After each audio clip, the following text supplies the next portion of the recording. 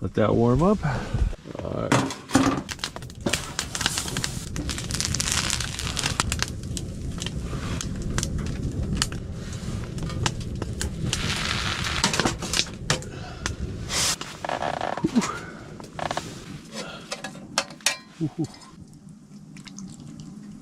It's a classic grilled cheese sandwich and tomato soup.